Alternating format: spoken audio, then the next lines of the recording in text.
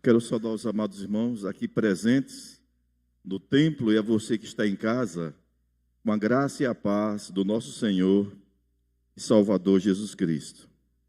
Eu quero convidar você a abrir a Bíblia, a palavra de Deus, no livro de Josué, capítulo 5.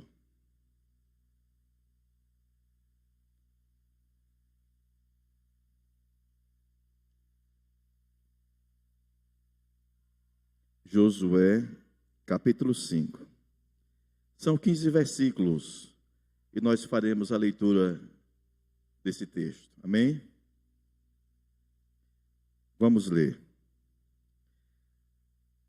Sucedeu que, ouvindo todos os reis dos amorreus que habitavam desta banda do Jordão ao ocidente, e todos os reis dos cananeus que estavam ao pé do mar, que o Senhor tinha secado as águas do Jordão, de diante dos filhos de Israel, até que passamos, desmaiou-se-lhes o coração, e não houve mais alento neles, por causa dos filhos de Israel. Naquele tempo, disse o Senhor a Josué: faze facas de perdeneira e passa de novo a circundar os filhos de Israel. Então Josué fez para si facas de perdeneira e circuncidou os filhos de Israel em Gibeate Aralote. Foi esta razão porque Josué o circuncidou. Todo o povo que tinha saído do Egito, os homens, todos de guerra, eram já mortos no deserto pelo caminho, porque todo o povo que saíra estava circuncidado, mas nenhum deles que nasceram no deserto pelo caminho, depois de terem saído do Egito, haviam circuncidado. Porque 40 anos andaram os filhos de Israel pelo deserto, até acabar toda a gente dos homens de guerra que saíram do Egito, que não obedeceram à voz do Senhor, aos quais o Senhor tinha jurado que lhes não havia de deixar ver a terra que o Senhor, sob juramento, prometeu dar a seus pais, terra que emana leite e mel.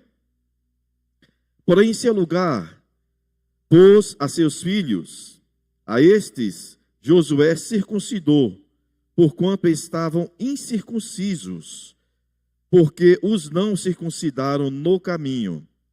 Tendo sido circuncidado toda a nação, ficaram no seu lugar, no arraial, até que sararam. Disse mais o Senhor a Josué: hoje removi de vós o opróbrio do Egito, pelo que o nome daquele lugar se chamou Gilgal, até o dia de hoje. Estando, pois, os filhos de Israel acampados em Gilgal, celebraram a Páscoa no dia 14 do mês, à tarde, nas campinas de Jericó. Comeram do fruto da terra no dia seguinte à Páscoa, pães asmos e cereais tostados, comeram nesse mesmo dia. No dia imediato, depois que comeram do produto da terra, cessou o maná e não o tiveram mais os filhos de Israel. Mas naquele ano comeram das novidades da terra de Canaã. Estando Josué ao pé de Jericó, levantou os olhos e olhou. Eis que achava em pé diante dele um homem que trazia na mão uma espada nua. Chegou-se Josué a ele e disse-lhe: és tu dos nossos ou dos nossos adversários? Respondeu ele: não, sou príncipe do exército do Senhor e acabo de chegar. Então Josué se prostrou com o rosto em terra e o adorou, e disse-lhe: que diz meu servo ao seu servo?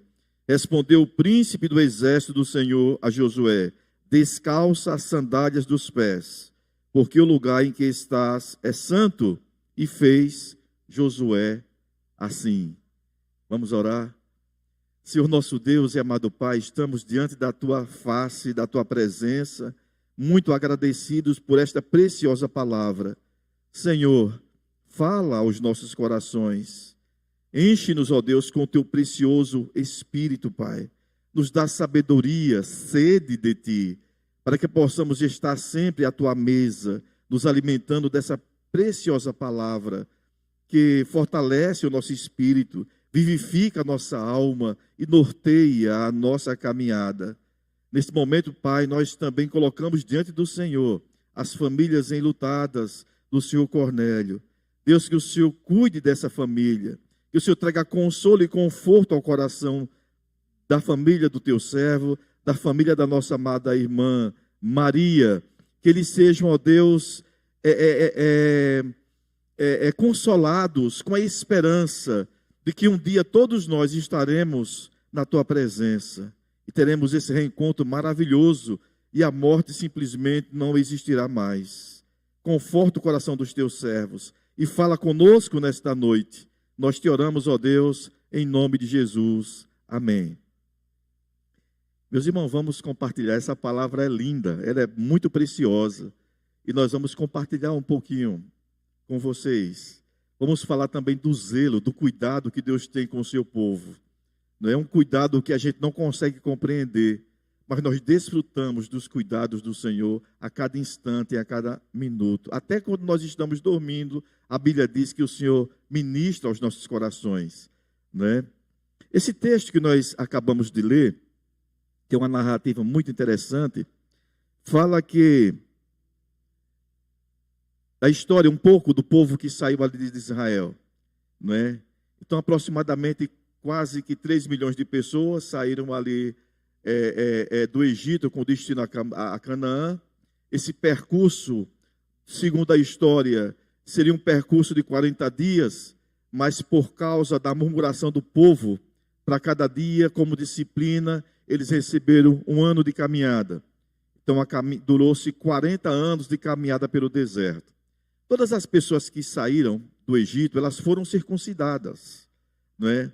Mas muitos nasceram no percurso, no caminho. E muitos desobedeceram ao Senhor. Por terem desobedecido, eles não desfrutaram da promessa. Não entraram na terra de Canaã. Muitos morreram ali no caminho. Mas outros precisavam ser circuncidados, né? A circuncisão, meus irmãos, era um sinal. É uma aliança que Deus fez. Deus falou lá no passado, em Gênesis 17, né, ele falou com Abraão, falando sobre essa aliança que ele faria. E na aliança, todo macho seria circuncidado. As fêmeas seriam representadas pelo macho, pelo parente mais próximo, né? Mas Deus disse que deveriam ser circuncidados. A circuncisão era uma aliança. E Deus é um Deus que se relaciona com o seu povo através da sua aliança. Nós precisamos compreender isso. Deus fez aliança com Noé, fez aliança com Abraão, fez aliança com Davi. E para a glória de Deus, louvado seja o nome do Senhor, não é? Foi feita uma aliança com Jesus. E nele nós somos salvos. Foi a última aliança que foi firmada. E a aliança com Jesus, ela é inquebrável. Ele é Senhor dos senhores, Ele é o dono da igreja, e o que Ele fez está feito. Então nós estamos nele, fomos crucificados nele, somos salvos nele, porque Ele quem nos protege, Ele quem nos guarda. Nós somos o penhor, não é? Estamos guardados no Senhor para a vida eterna. As alianças foram quebradas, as demais alianças, e as consequências vieram sobre o povo. Então, eles fizeram esse percurso, não é, de 40 anos, passaram pelo Mar Vermelho, não é? Mais adiante, Moisés passa essa responsabilidade, esse bastão para Josué, e eles passam ali, chegam ali diante do Rio Jordão, e as águas se abrem, não é? E todo o povo passa ali pelo Rio Jordão. Meus irmãos, eu fico imaginando que foi muito tempo para passarem, porque não foi pouca gente. Eu acho que foi mais de um dia, aquelas paredes formadas ali e passando gente. E o Senhor mantendo aquilo ali até que passasse a última pessoa. Essa notícia se espalhou, não é? Conta-nos o texto no início que o rei dos amorreus ficou impressionado, o rei dos cananeus, eles ficavam preocupados com esse Deus de Israel. Eles tinham o Deus deles, eles tinham a Baal, eles tinham a Dagon, né, e outros deuses, mas que não, as suas estátuas ali, mas se eles ficaram admirados com esse poder de segurar as águas do Rio Jordão e passar aquela multidão, que Deus é esse? E eles ficaram inquietos, porque era muita gente, eles ficaram preocupados, não é? Porque o texto diz que eles já tinham passado o Jordão, e esses reinos ficavam do lado de cá, e eles ficaram preocupados de uma batalha, e eles serem vencidos, não é? Mas todos estavam ali, e quando eles passaram ali, Deus, ele falou com Josué, não é? Aqui no versículo de número 2, ele começa já a falar com Josué, dizendo: Josué, reúne todo esse povo, eles precisam ter aliança firmada, né, comigo. E ele ordenou a Josué como seria feito, não é, essa circuncisão.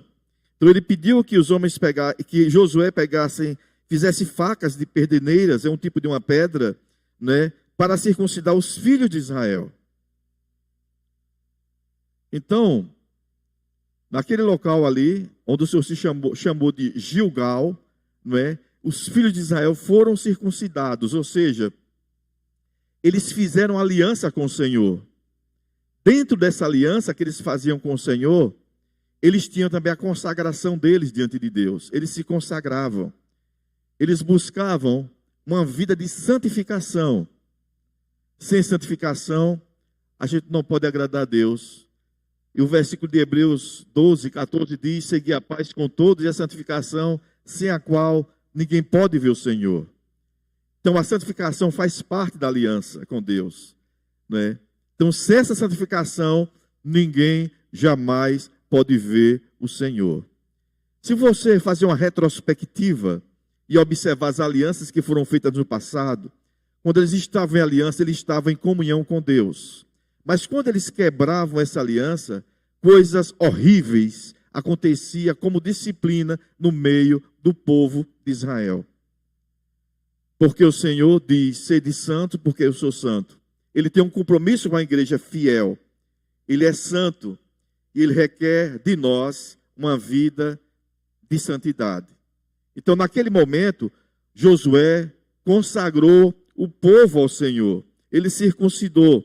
Eles celebraram também ali a Páscoa. Eles estavam apostos. Eles estavam preparados. Eles estavam em comunhão com o Senhor.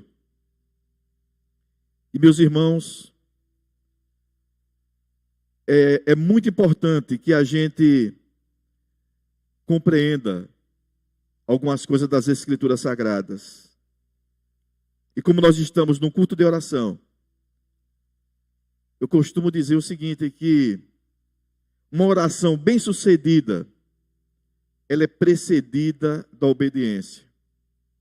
Uma oração bem-sucedida, ela é precedida da obediência. Não adianta você estar fora e estar com as mãos estendidas pedindo a Deus um socorro, mas a sua vida está toda fora de lugar. Josué, temos muitos textos que falam sobre isso, né? O texto de Ezequias clamou ao Senhor, mas olha, você precisa colocar em ordem a sua casa. Meus irmãos, eu não tenho coragem de pedir a Deus que abençoe a minha vida financeira, se eu não estou sendo fiel nos dízimos e nas minhas ofertas. Eu não tenho coragem de orar: Senhor, abençoe a minha vida financeira. Eu não tenho coragem de orar pedindo que Deus abençoe o meu casamento, se eu não estou fazendo o meu papel de marido, como fala as Escrituras. Eu não posso pedir a Deus que Ele abençoe os meus filhos, que eles tenham vida longa, que eles tenham um casamento próspero, se eu não tenho ensinado a eles o caminho que deve andar. A promessa é para aqueles que ensinam, é para aqueles que vivem a palavra de Deus, não é para aqueles que dão um grito, até porque a Bíblia diz que gritos vazios Deus não ouve. Então Deus requer do seu povo uma vida de aliança, dentro dos moldes do Senhor. É de suma importância. quer andar com Deus, agrade o Senhor. Tenha uma vida de obediência a Ele. Então, oração bem-sucedida, ela é precedida de obediência ao Senhor. E se vocês observarem, esse texto que nós acabamos de ler, inclui muito bem isso que eu estou falando para vocês. Josué obedeceu ao Senhor. Convocou os filhos de Israel. Santificou os filhos de Israel. Eles purificaram diante do Senhor os seus pecados. E estavam ali. Mas só que eles estavam diante de uma grande batalha. Diante de uma grande luta. E eu sei que aquilo ali é a cabeça de Josué em oração o tempo todo. Porque eles estavam indo para uma guerra terrível. Eles iriam enfrentar ali Jericó. E os muros de Jericó eram muros intransponíveis. Segundo a história, eram muros tão perfeitos, tão grandes, tão bem reforçados, muitas pedras bem colocadas com argamassa, e a largura deles dava para passar uma carroça por cima de tão largo que era o muro. Então, na cabeça de qualquer pessoa dizer, é impossível o muro desse cair. O muro desse não cai. Ninguém consegue derrubar um muro desse. Mas quem estava diante dessa batalha? Homens consagrados a Deus. Eu sei que vocês estão muitas vezes diante de muitas lutas, humanamente falando, intransponíveis. E que vocês não conseguem vencer essa luta sozinhos. Mas antes de orar, procure ter uma vida de obediência a Deus. Porque a vida de obediência, quando você tem uma vida de obediência, você convida Jesus para andar com você sem palavras. Tem um versículo na Bíblia que diz: buscar em primeiro lugar o reino de Deus e a sua justiça. Você está focado. As demais coisas, elas são acrescentadas. No livro de Deuteronômio, capítulo 28, o Senhor diz para o povo que Ele quer obediência do povo. Se vocês me obedecerem, guardarem a minha aliança e os meus estatutos, vocês terão o melhor desta terra. Vocês não vão correr atrás de bênçãos, as bênçãos virão atrás de vocês. O que vocês precisam virão a vocês. Porque eu estou em aliança e eu cuido de vocês. Vocês estão em obediência. Mas se vocês me desobedecerem e quebrar a minha aliança, essas coisas vão acontecer com vocês. Em toda a Bíblia tem isso. Irmãos, Deus é um Deus de aliança. O próprio Jesus, ensinando os discípulos, Ele falava para eles que eles deveriam se arrepender, confessar os seus pecados, ter uma vida de obediência. Pedro ministrava: sede santo, porque eu sou santo. Negue-se a si mesmo, toma a cruz e siga-me. Orai por aqueles que vos perseguem, amai os vossos inimigos. Quantos ensinamentos que Jesus ministrou para a comunidade e ministra para nós hoje. Princípios de obediência à voz do Senhor. Quando você tem uma vida de obediência, Deus cuida de você. Você nem pede para que Ele cuide de você. Tem coisas que você não sabe o que é que vai acontecer, mas Deus sabe. Mas Ele já viu o anjo para cuidar de você. Ele te dá o livramento. Porque Deus é um Deus de aliança. Então, uma oração bem-sucedida, ela é precedida pela obediência a Deus. Não adianta gritar. A Bíblia diz que gritos vazios Deus não ouvirá, nem atentará para eles o Todo-Poderoso. Então, precisamos ter essa vida de obediência, queridos irmãos. Quando nós vamos aqui para esse texto, dos versículos de 13 ao 15, você está aqui e você fica imaginando o Josué com todo aquele exército, olhando para os muros de Jericó, como se estivesse esperando uma ordenança. O que é que eu faço? Porque quem é de Deus não adianta as coisas. Eles perguntam a Deus: como é que eu faço, Senhor? Mesmo que você tenha certeza, mas é bom você consultar o Senhor. E ele estava ali diante daqueles muros intransponíveis, mas todos aqueles homens estavam com a vida santificada diante de Deus. E de repente, o texto diz que ele olhou para cima. Então o homem veio de cima, estava numa posição elevada, mas só que não era dos dele, ele não conhecia aquele homem. Que homem é esse que está se aproximando do arraial? E já veio com a espada nua. E o texto diz que Josué perguntou: você é um dos nossos ou é dos nossos inimigos? E ele disse: eu sou príncipe do exército do Senhor e acabei de chegar. Naquele momento, quando Josué ouviu essa voz, ele se prostrou com o rosto em terra, e a ordem do anjo foi: tire a sandália dos teus pés. Vocês sabem o que significa tirar a sandália dos pés? Significa despir-se de toda a sua autoridade. Você não manda mais nada aqui, quem manda sou eu. Quando o filho pródigo estava chegando na casa do pai, aconteceu o contrário, não é? Corre depressa e coloca as sandálias nos pés do meu filho. Naquele tempo, escravos, eles não andavam de sandálias. Então, quando o pai pediu que colocasse sandália nos pés, o filho compreendeu que ele não estava chegando como escravo, como ele pensava, porque não tinha mais o direito, porque tinha gastado toda a sua herança. Ele disse: eu quero ser pelo menos um dos trabalhadores da casa do meu pai. Mas colocar sandálias nos pés também significa devolver a autoridade.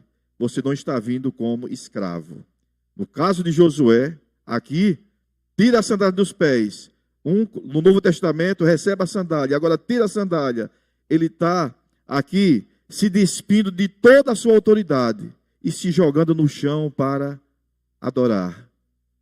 Porque, meus irmãos, nós oramos no Pai Nosso. Sempre que nós estamos orando, é bom aprender com o Pai Nosso. Nós nos colocamos diante do Senhor, despidos da nossa autoridade. Não diga para Deus o que é que Ele vai fazer. Diga: seja feita a tua vontade. Diante do Senhor, você chega também despido da sua autoridade. Por isso, não devemos orar exigindo de Deus alguma coisa. Pai, faça assim, faça daquele jeito. Não adianta você fazer isso com Deus. Você não é o Senhor, você é servo.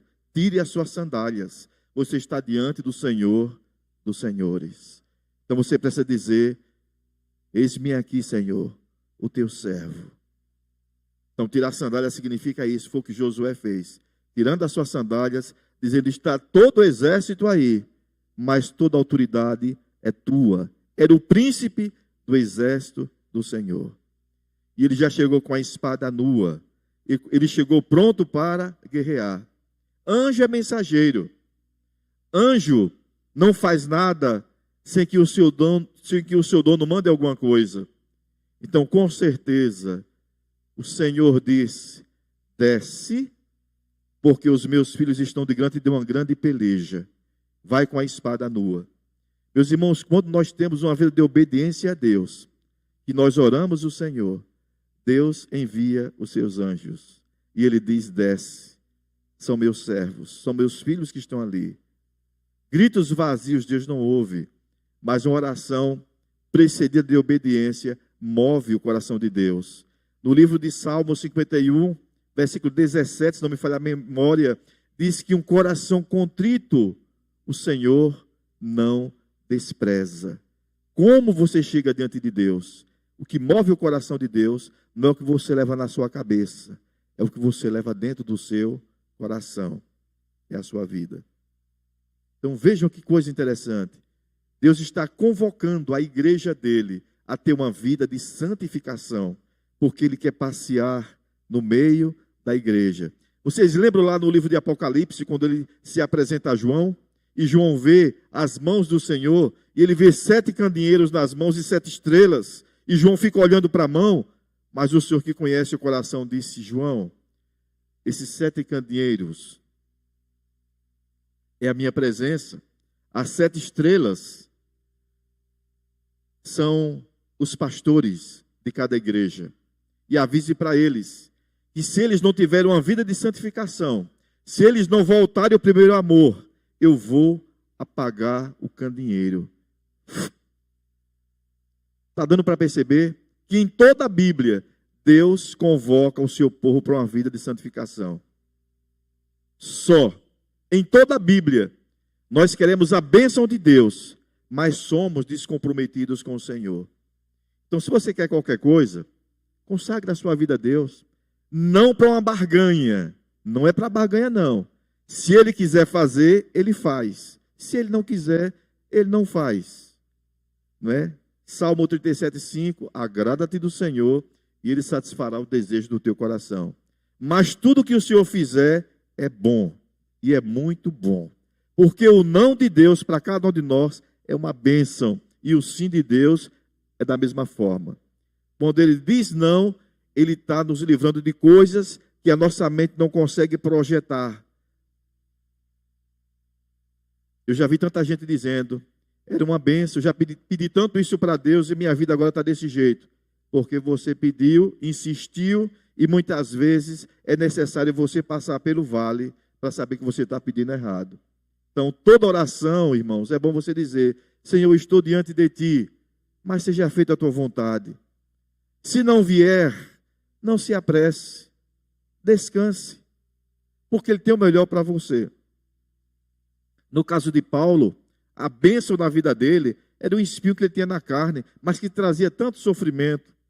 Então, o sofrimento, quando Deus permite para a nossa vida, é uma bênção. A gente grita, mas é bom a gente ser amparado por aquele versículo. Todas as coisas, de fato, cooperam para o bem daqueles que amam a Deus. Então, precisamos pedir a Deus que fale ao nosso coração. E precisamos pedir a Deus que nos dê humildade. Porque a falta de humildade escurece a nossa mente. A falta de humildade só fica você. Só. Mas quando Deus traz a humildade para o seu coração, você se coloca de Deus diante do Senhor humildemente, entregando a sua vida, a luz vem para a sua cabeça. E um coração cheio de Deus ilumina os olhos. Então a gente precisa, irmãos, aprender a orar. Acima de qualquer coisa, tenha uma vida de santificação ao Senhor. Quando você estiver orando, lendo a palavra de Deus, vá observando os textos. Quando o povo tinha uma vida que agradava a Deus, que bênção, o que acontecia naquela comunidade. É assim também para os nossos dias. Em todo o tempo.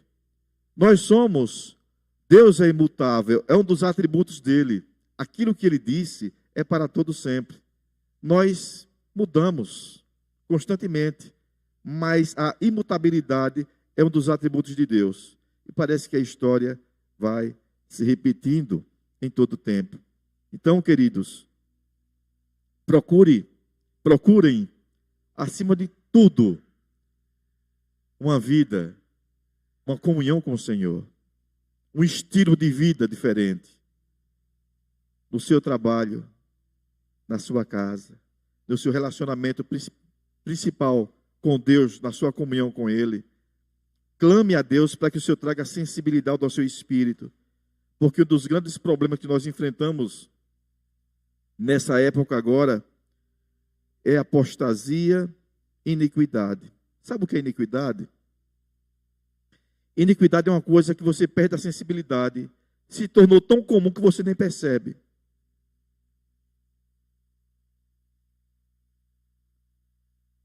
Eu vou dar um exemplo de iniquidade para vocês. Eu já estou concluindo. Eu fiz um acordo com Marcelo, reverendo Marcelo, uma certa feita, para irmos lá no cemitério do Povoado Cardoso, porque ao lado do cemitério tinha uma igreja antiga. E nós sabemos que na pedra fundamental é colocado a Bíblia da época, um jornalzinho, uma série de coisas, e nós ficamos curiosos. Ele me perguntou, você sabe onde é que ficava o púlpito? Eu digo, sei, provavelmente está enterrado lá. Ele é um pesquisador, vamos procurar. Então nós marcamos. Quando foi no sábado cedo, ele passou na minha casa, já veio com o carro, uma garrafa de água, 2 enxadecos, um cavador, e fomos para lá naquela disposição, na certeza de que nós iríamos cavar, íamos encontrar ali. Já estávamos comemorando. Rapaz, que bênção, já pensou uma Bíblia de 1880? Meu Deus, que bênção, tal. A gente conversando. Quando chegamos lá, ele disse, onde é? Eu disse, é aqui. Vamos lá? Vamos. Tomamos um copo de água e começamos a cavar. Nós não trabalhamos 5 minutos. Quando eu olhei, a minha mão estava trêmula e sangrando. A mão dele também estava toda cortada. Terra dura. Ele disse, a gente não está acostumado. As nossas mãos estavam tremendo. Se marcar outro dia, a gente vem, né? Acho que já tem uns 10 anos que a gente marcou para retornar e não retornamos. Mas uma pessoa que é acostumada com isso, ela pega uma enxada daquela, ela cava tranquila, ela não sente nada. Ela perdeu a sensibilidade porque as mãos estão calejadas. Iniquidade é dessa forma. Se você estiver calejado, você não sente nada. Você peca e diz, eu fiz alguma coisa.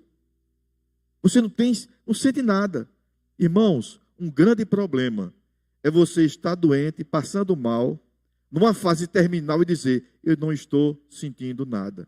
Então a iniquidade é dessa forma. A gente vive uma geração que as pessoas pecam, ferem o coração de Deus e diz, eu não fiz nada, eu não estou sentindo nada. Então nas nossas orações, a gente pede ao Espírito Santo que gere sensibilidade do nosso espírito de tudo aquilo que fere o coração de Deus e que a gente não sente. Pai, gera essa sensibilidade. Porque nós temos um alvo, uma vida de santificação. Se um dia você quer ver o Senhor, você precisa ter uma vida de santificação. Você precisa passar pela regeneração para ter um encontro com Deus. Então nós precisamos rever essas coisas. A minha oração, queridos, amados irmãos, é que Deus nos ensine para que possamos ter orações bem-sucedidas. E lembrem, toda oração bem-sucedida, ela é precedida de uma vida de obediência. Obedeça a Deus, arrume a sua vida, arrume a sua casa. E quando você se prostra, os céus contemplam a sua vida e o anjo desce.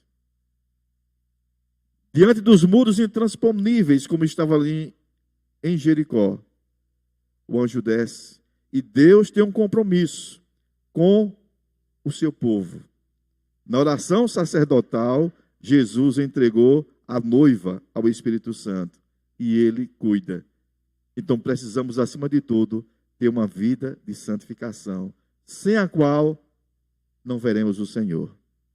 Que Deus abençoe os amados irmãos aqui no templo e a você que está em casa, em nome de Jesus. Amém?